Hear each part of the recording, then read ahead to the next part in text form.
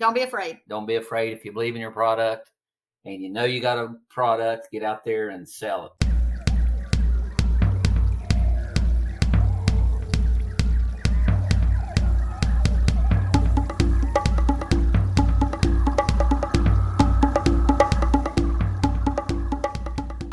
Hey, that was the best note I've ever sang. No, it's not. But welcome back to the Wild Business Growth Podcast.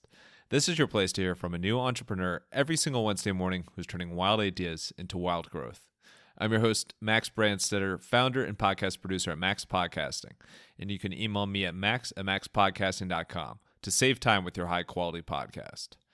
This is episode 229.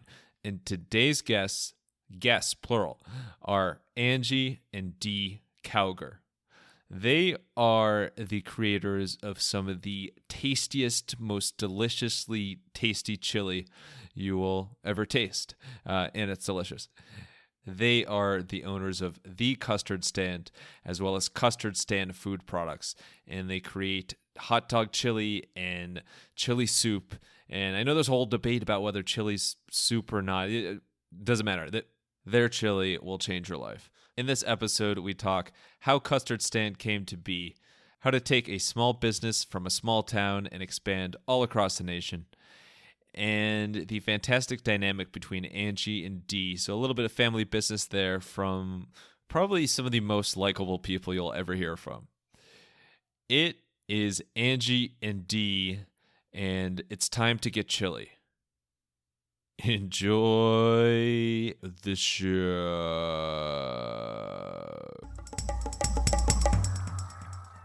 Alrighty, we are here with Angie and Dee Cowger of Custard Stand, of The Custard Stand, as well as Custard Stand food products.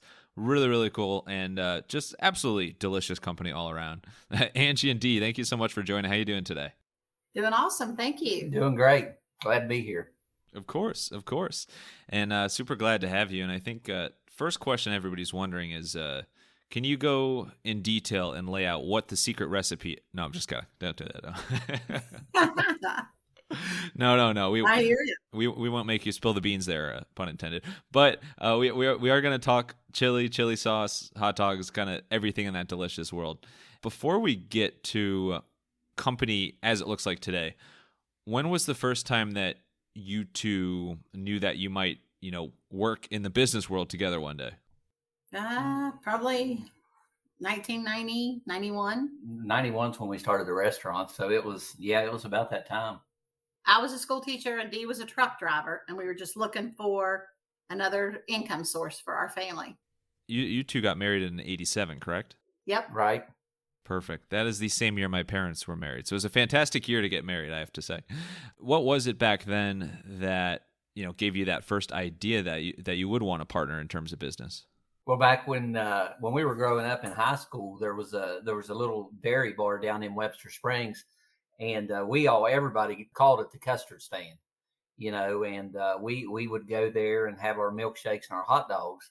When it shut down, we missed it. I mean, it had been closed for 3 or 4 years. And of course, like Angie said, I was driving truck and she was teaching. I was like, what business, what can we go into that, you can work during the day, I can work some in the evening, or, whatever works out so that, we're the ones running this business and making things work. And that's what came to mind. Dee, when we started, Dee did all the deliveries at the restaurant.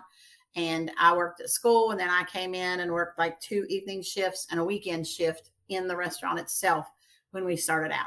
Going back just a little bit, when we first started talking about it, her aunt worked there. And I'm like, Angie, would your aunt help us with the chili recipe, with the milkshakes, with teaching us how to even open a restaurant, because we didn't have any restaurant experience. So we actually went to her aunt. My great aunt Lucille. Yep. And she was in her 60s at the time. Right. So she really helped us a bunch in getting started. Yeah. So it was all family business, even like before it was officially started. So that's awesome. Besides just enjoying like the food at that place, what was it that kind of sold you that this would be like a really great business to get into? The business that was here previously, the Elsie's Dairy Bar that everybody called the Custard Stand, was very successful. They just lost their lease, and the lady that owned it was older, and the workers were older. And when they lost their lease, they were like, "Okay, we're just done." They didn't have anywhere else to move to, and they didn't want to try it again. So we're like, if they can be successful following that model, then why can't we?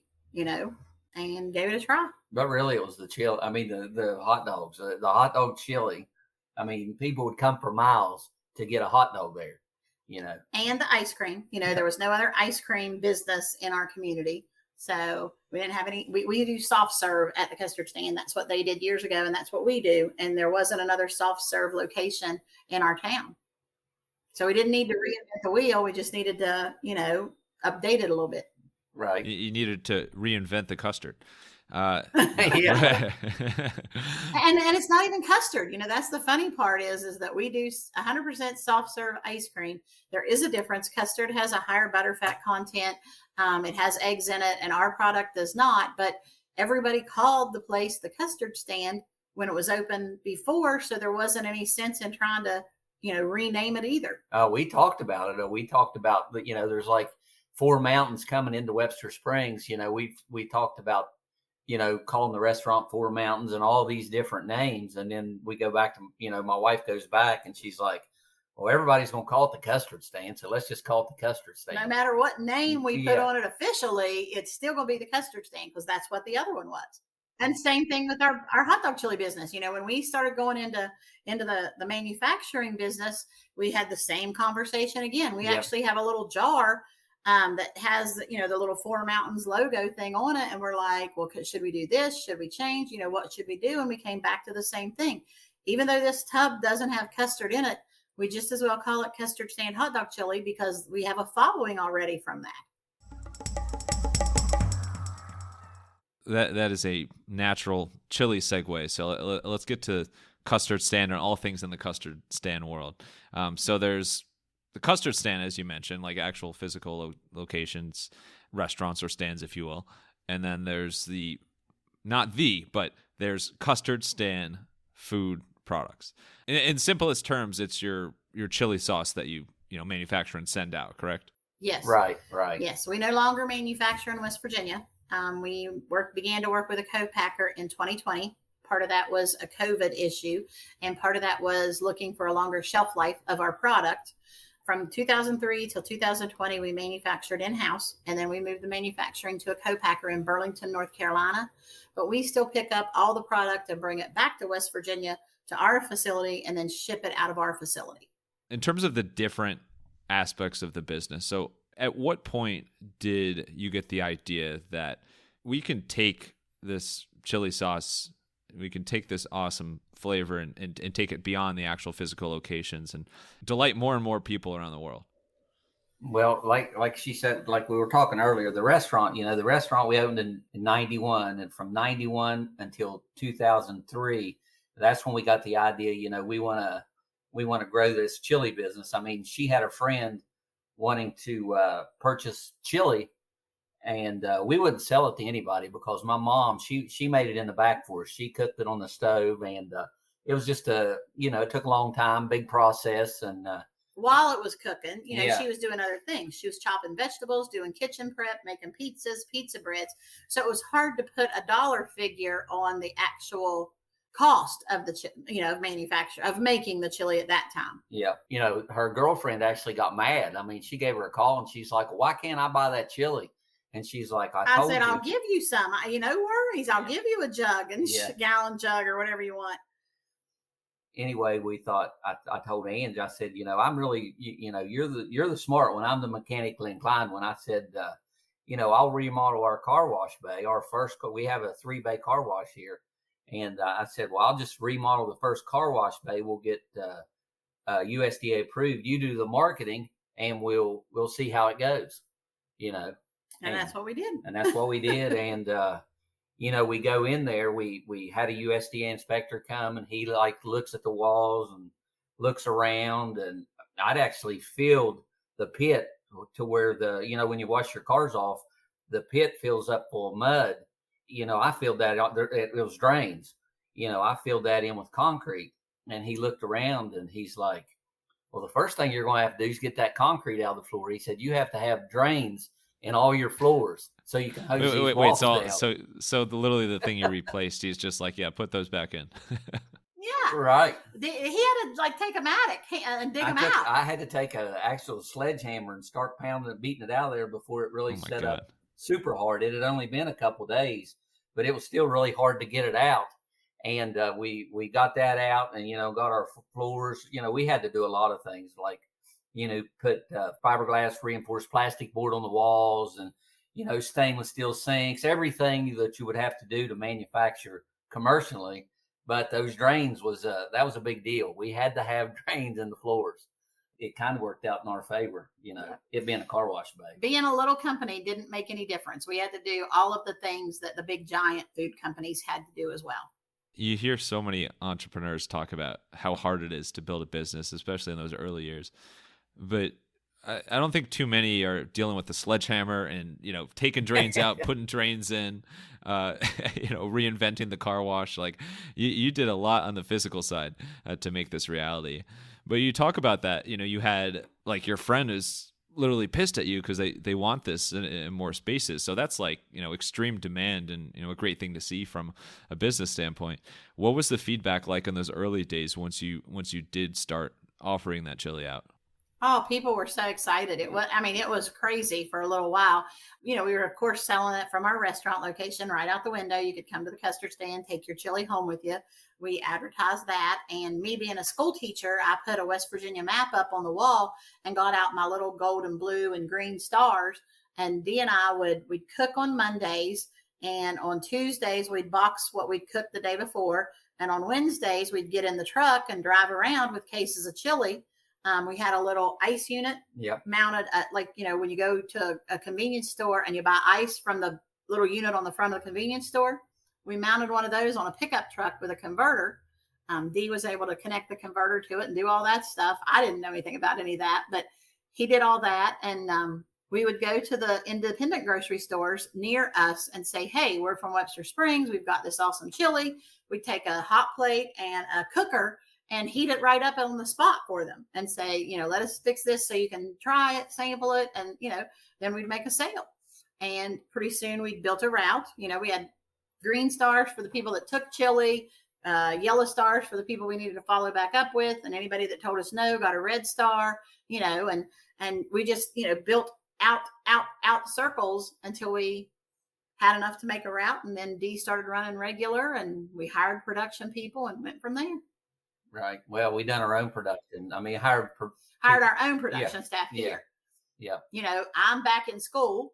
His mom's still working the restaurant. He can't make chili anymore because he's delivering. So we hired a production crew for our facility. And I think we started out with 3 people and ended up, by the time we quit, we had 6. Yeah. And when she's talking about delivering, I'd literally take one case, which our cases then were a 12-pack. And I may drive 2 or 3 hours out of the way to go to a certain store just to make that one case delivery. It wasn't about it. If we sold one case, we delivered a case. It didn't matter if it cost extra money to get it there. You know what I'm saying? We took that product to the customer. I really like this star system you have, the different colored stars, and it feels like a way. I mean, you both are doing so many different things and working multiple jobs, and your team is growing. Kids. And so why not throw kids in the mix too? But you have so many different things going on. Something like as simple as organizing with stars or color coding like that, I feel like goes a really long way to keep things in order there. And as you're adding to that production crew, so that's a big difference once you have growing your team and having more people starting to make this stuff and do this stuff for you, as opposed to you two doing literally everything. How was the transition for you two being, still very, very involved in the business, but having other people on your team that you can work with to, actually do more of some of the details? Oh, it was great. I mean, we've always had good people working for us. I started out with a 60-gallon steam jacketed kettle. And of course, we had mixers and things like that in there because you had the guidelines for the production. You had to cook the product up to like 165, but you had to cool it really fast. you really didn't have to do anything until it got down to 130, and then from 130 to 80, you had an hour and a half, and from 80 to 40, we had an additional 4 hours.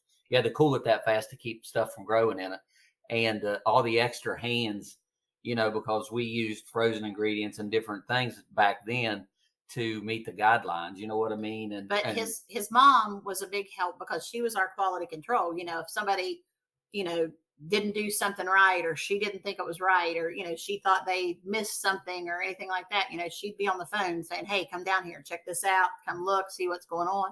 And then our plant manager, the current plant manager that we have, has been with us for 15 or 16 years. So the plant manager prior to him had been around for a while and had learned the process, completely, and knew it as well as Dee did. So, yeah, it's hard. It's a little bit hard to let go of, being there and on hand with your hands in it full time. But in order to grow, you have to do that. And so we were the best people to sell and market. So it was more sense for us to hire people to manufacture and then free us up some to get out there and pick up new accounts and work with the new accounts and that sort of thing. Yeah. How does the scale of the plant or co-packer, however you want to describe it, how does the scale of like the manufacturing look like today compared to when it started in that, drain and then undrained car wash? Well, in the, we've got 3 bays here. And we went from the first car wash bay, we moved in the second bay, and we finally got an automated line in 2006. We had hand filled tubs up until then, and my she's like, I'm getting carpal tunnel in my wrist. We're going to have to do something. I was going to say, I'm exhausted, and like my wrist hurts just hearing that. So we come up with, we got an automated filling line, and we were actually cooking, then about 2,000 pounds a day, but we got to where we could cook 4,000 pounds. 4 to 5. Yeah, 4 to 5. Yeah, about 2 ton, a little over. The last year we manufactured in-house was the year COVID hit. We manufactured 550,000 pounds out of these 3 bay car wash. Now our co-packer that we have now, which, I don't have the liability of the USDA inspectors here. I don't have all the employees here on me all the time. That allows me and Angie to get out and market and sell, but they can do 12,000 pounds a day. Now, we talked to him yesterday, and he said they could do 3 batches. Yeah, so they have their cooker. So I think they can do almost 20,000 pounds a day. Yeah, so they can do a lot more now. So, and it's allowed us to get out, market, sell, and grow. So, yeah. The more chili, the merrier. That's a good place to be. So today, what are each of you focusing on? I focus on new accounts and trying to grow the business with our existing accounts. One of our goals, we set a new goal each year. This year, our goal is to add 3 new distributors, 3 new retail accounts, but also to expand all of our current distributors by about 20%. And I'll give you an example. U.S. Food is nationwide, but we only deliver to U.S. Food in West Virginia. So my goal is to talk to that buyer for U.S. Food and get us out into, North Carolina, South Carolina, Ohio, Virginia, those areas. So we want to expand our existing base and add additional wholesale accounts as well as retail accounts. Well, we want to grow our accounts now too, because we were in the Kroger division, Roanoke Kroger division. What, last year? When did we go in the new division? We went in the new divisions in May of 2021 or 2022. So we went from 120 Kroger stores to like 700 last year. So this should be our really big year for Kroger for us, and as well as like Meijer. And right. We added the Meijer. Cleveland's doing a localization program with Meijer. We added 10 new Meijer stores that have both products, the hot dog chili and the chili soup. We added, Kroger just has the hot dog chili right now, but we're planning to pitch them the soup in the next month.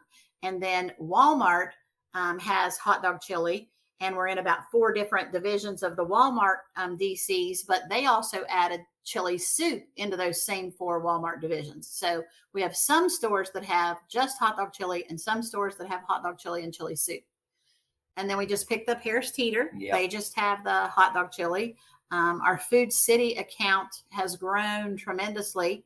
We started out delivering 1 pallet, every couple weeks or 1 a month or something like that. And we don't deliver less than 2 pallets anytime to Food City right now. So And Food Line, that's another big one. We'd Yeah. like to really expand our market with Food Line. We have one division of Food Line, and we'd like to have about 4. So. Yeah. Wow. You got a full plate. Yes. And then there are all the stores, that we aren't in yet, the Publix and the Giants and the Acme's and Market Baskets and, all these other stores and new stores coming up like Aldi and Lidl and those stores. So. Congrats on all those distribution wins. I mean, that's so exciting to see it. Literally thinking of the physical stores, but also thinking of how many end consumers who maybe haven't even heard of your product before and are able to just pop in like their local store and get it now is really, really exciting. I'm a little bit biased. I'm for all things Cleveland and Ohio. So, just keep going. Those distribution wins in Ohio. That sounds good. But what's the biggest difference between working with these, quote unquote, big guys like the Kroger's and Walmart, like all these huge name stores and the actual buyers versus like kind of going back to your roots and, kind of just serving people around town? Like how does that change the dynamic of how you operate your business? We had to add a lot of e-commerce, we had to add electronic data. So we have an EDI platform that we work through, receiving and sending invoices and POs. That was new for us. Before we just hand wrote our orders. We would go to the front of the store and the store would pay us with a purchase order when we were leaving, when we were delivering it. And now we wait, anywhere from 30 to 60 days on a check to come in the mail. That's your favorite part, probably, right? Having to wait for that. Being able to get to a contact. Sometimes in the corporate world right now, it's very hard, especially since COVID hit. People are working from home. They're not as accessible. You can't give them a call on the phone. Emails are, loaded up with, messages coming in and out. So the ability to reach someone quickly or respond to something quickly has changed a lot from where we delivered individually to where we're working now at corporate level. We work with a lot of brokers right now, and that's a great liaison. And so you can respond, you can get your broker to respond a lot quicker sometimes than you can get the buyers to respond. And so then the brokers work with the buyers and make things happen. Our buyers are all accessible. I don't want to say they're not accessible. They just have so many, companies and vendors that they're dealing and working with. If you're buying into podcasting and entrepreneurship, see what I did there, then you might be interested in the Podcasting to the Max newsletter. It is where podcasting meets entrepreneurship. You can sign up at maxpodcasting.com/newsletter. There are new emails every Thursday, and it includes wonderful behind-the-scenes stories and insight and laughs from the Wild Business Growth podcast and podcasting tips to help you on your podcasting journey. That's maxpodcasting.com/newsletter. Now, let's go from chili to the really, really cool people behind the chili. I'd love to switch gears a little bit and talk more about kind of both you on the personal side and your relationship and how you operate outside of work. I guess it deals with inside of work as well, but I'm a huge fan of all things family business. Grew up with a family business, and I think it's really, really special if you have the opportunity to do it. And you're an example of a family business that's been around for 1, 2, maybe more than a few years. Some awesome story there. So what is it about your dynamic, just between you two that has allowed you to thrive as a family business for so many years? Dee's personality probably is the biggest driver for that. He is very positive. He doesn't let things get him down. He doesn't let things worry him a whole lot. And he is all the time grinning and smiling and carrying on. He can make a joke out of anything. He is very fond of saying that I am the head. I'm the foot in your butt. Yeah. or I didn't know where that was going. Turns it, or something along those lines. I'm the head.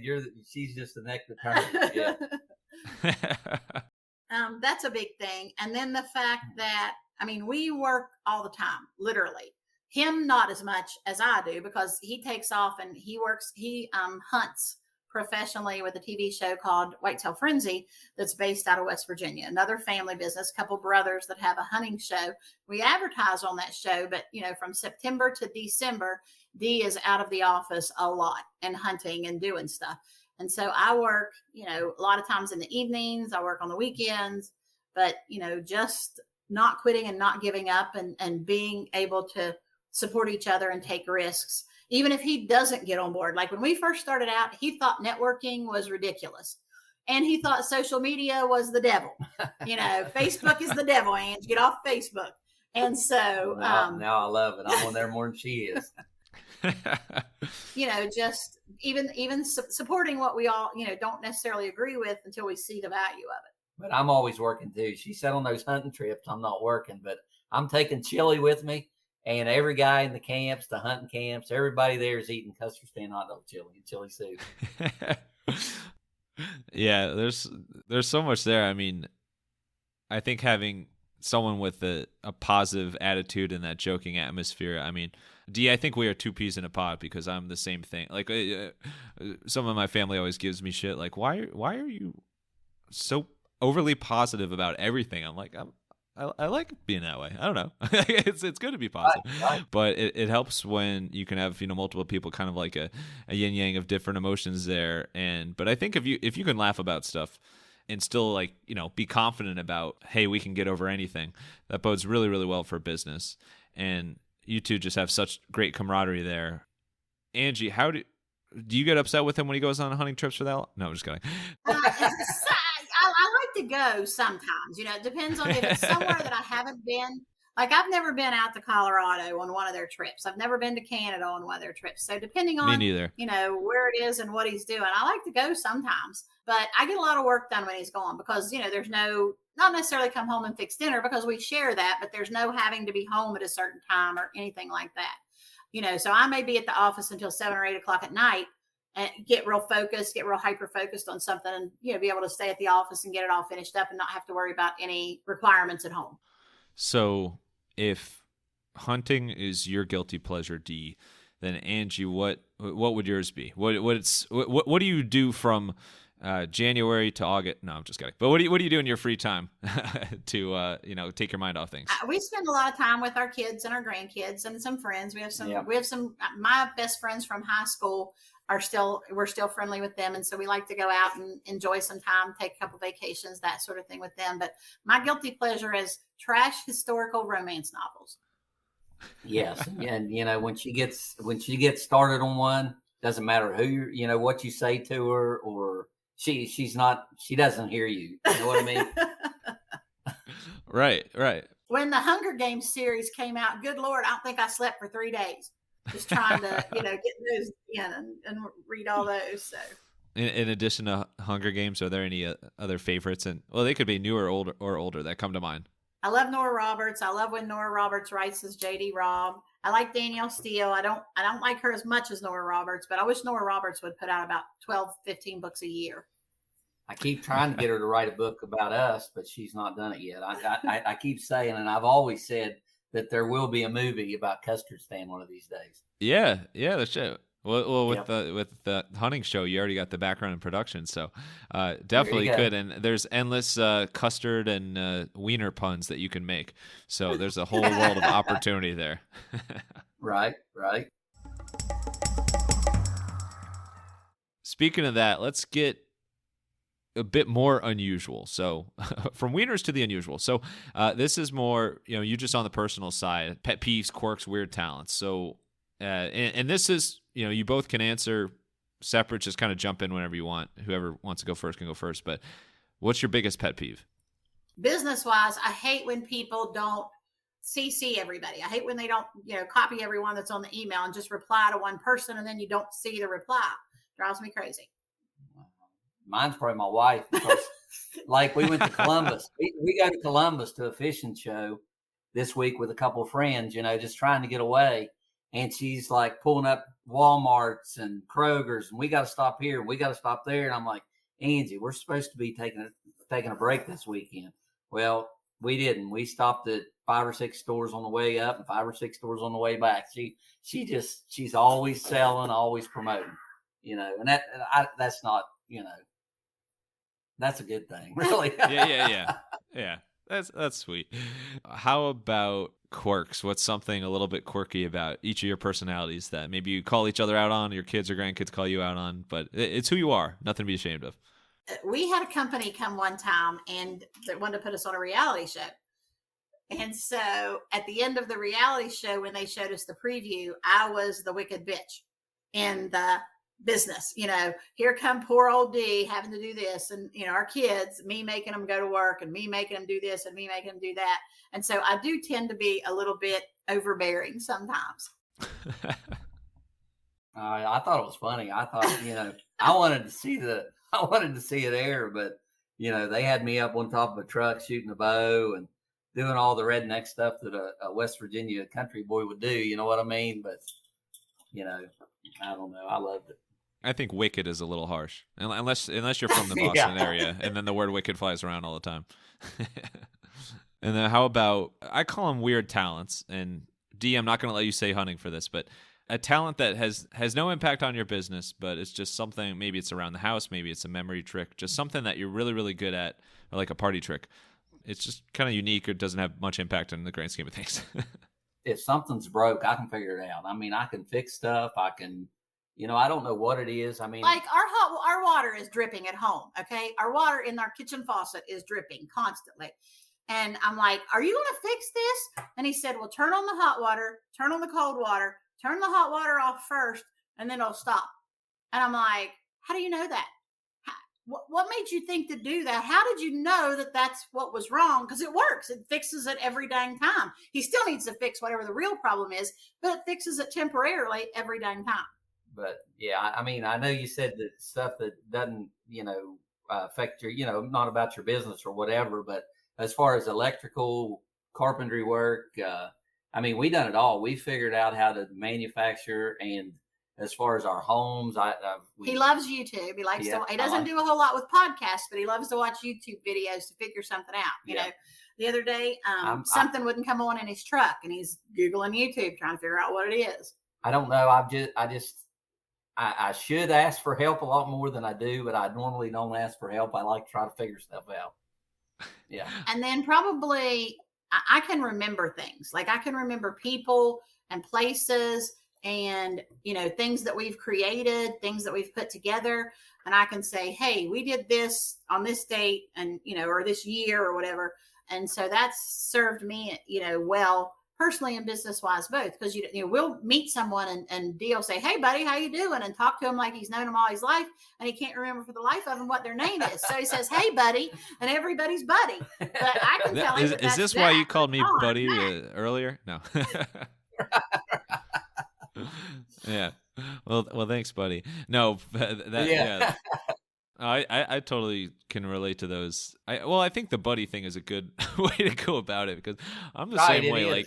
Like my memory's pretty good with stuff, but unless it's something like this where it's like an interview, like a research preparing to speak to you guys, I am terrible at remembering names, and so it's just something same sort of thing. Could talk to anybody, but they're just all buddy. But right. Before we get in too much trouble, let's wrap this up with some rapid fire Q&A. You ready for it? Okay. All right. Let's get wild, buddy. No, I can't stop. All right. What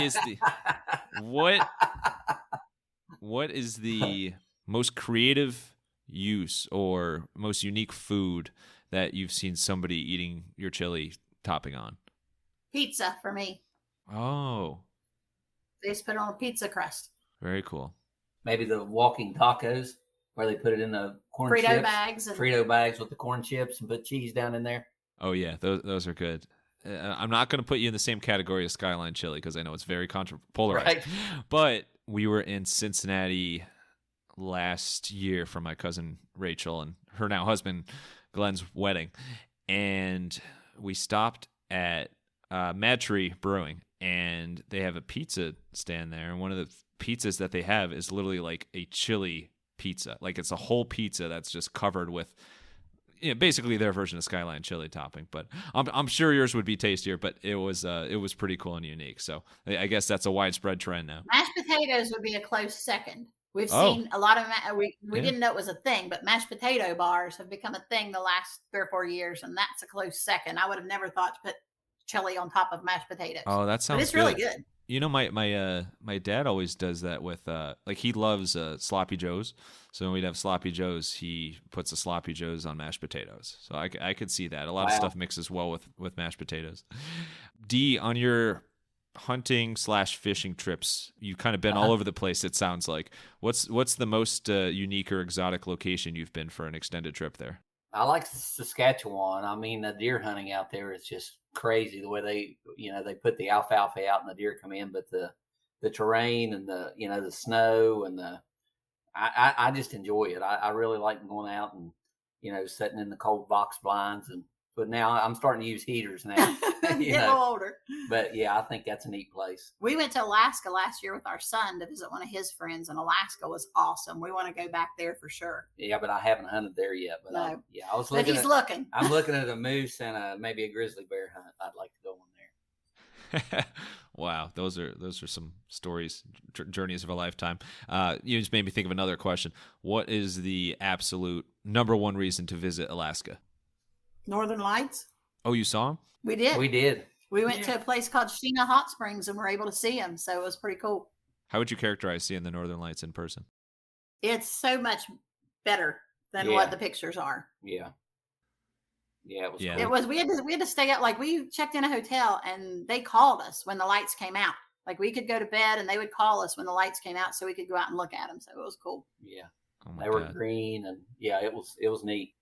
That's amazing. Yeah, I totally, like, every time I see pictures or videos of them, I think they're so cool. But I've always thought that, I think you're exactly right. Those have to be like towards the top of the list of things that look so much more breathtaking in person than in pictures. And we rented a car.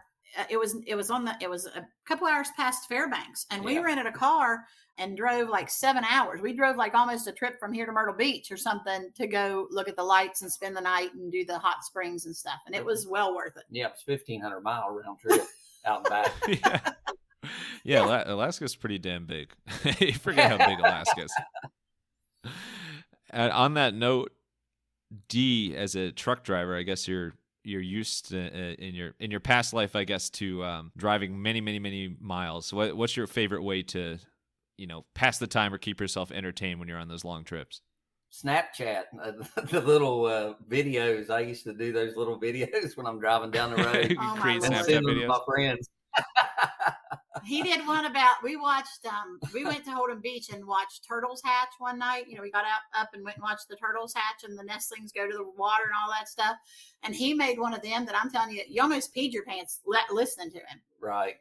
I mean, I've done a lot more than truck driver. I mean, I've kind of been an entrepreneur all my life. I mean, I had a split rail fence company.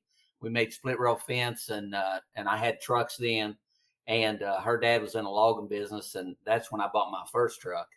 When I say truck driver, I'm driving my own trucks most of the time. But I had an archery business where I had 30 archery targets, and we shot a 3D archery range and a bow shop. And what else? We had a bed and breakfast. She had for a bed and breakfast. Notice how he says she. Yeah, because he didn't help a whole lot with that. Well, and then she had like a 5 and 10 cent store. There was a little store in our town that was going to close, and we bought it. It wasn't a good move for a 5 and 10 cent store, but we eventually moved our custard stand down there. So the restaurant is now in the old 5 and 10 cent store. And another thing I can throw out there real quick.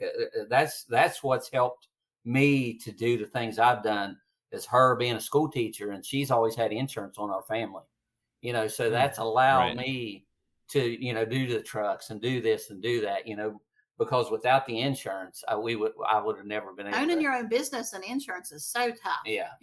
Tough. That's been a big role in our success, I believe. Yeah. Oh, totally. Yeah. It's so nice to have that security. Well, literally insurance there. And D gives you the permission to just be a wild boy that goes all over the world. No, but no, last one here though. Let's keep it to West Virginia. I want to hear from each of you. What is your favorite part of living in West Virginia? The feeling of home, community. Our friends are here, our family's here. And, while some of them are a little more spread out than others, it's always easy to get together with people if you want to. Yeah, me too. It's the people. I mean, the people, especially in our town, there's one red light in our whole county here where we're at. No fast food. No fast food. We're the only hour from Walmart, hour from the movie theater, 2 hours from the local mall. Yep. And everybody waves at everybody. Everybody knows everybody, which that's not always good, but it's good until it's not. Right. The mountains and the streams and the West Virginia's a beautiful state. Like I said, I've been to a lot of different states, and it's hard to beat West Virginia. And D couldn't live somewhere where there wasn't 4 seasons. I don't think he, fall is his favorite because that's when hunting season is, but he enjoys all 4 seasons all the time. Yep. Yeah, there's definitely something special about the seasons. I do wish winter was about 1 day long, though. But yeah, me too. Well, yeah, it is nice to change it up.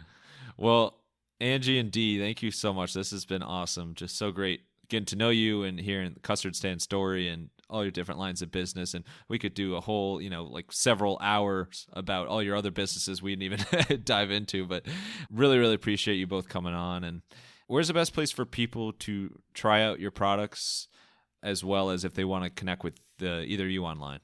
Custardstand.com our website has a store locator, and that store locator people can just put in their zip code and it will tell them if there's a store near them. A lot of the stores we mentioned while we were talking, if you can't find a store, call our office and we'll look and find it for you or let you know what areas we're in. We do a lot of online orders. We do our own in-house fulfillment now. And so we ship anywhere. We've got an order going to Washington Monday, state of Washington on Monday. So we'll ship anywhere in the United States and ship direct to your door if it's not available in a retailer. And then we have, Facebook, we have Instagram, we have all those social locations. Just look for Custard Stand Chili. And that's it. Yeah. If you're on here and you're listening and you need samples for a business, just let us know. We can send out samples. That's. Oh yeah, we need to get an address from you. Yeah, so we definitely got to send you some samples also. Oh, appreciate it. I was. Oh, okay, that means a lot. I was just thinking this has been one of the most mouth-watering interviews of all time.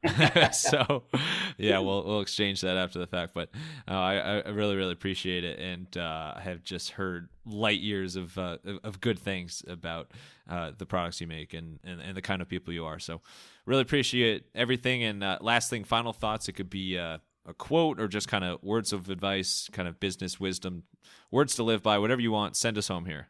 I like the one, do all the good that you can in all the ways that you can to all the people that you can as often as you can.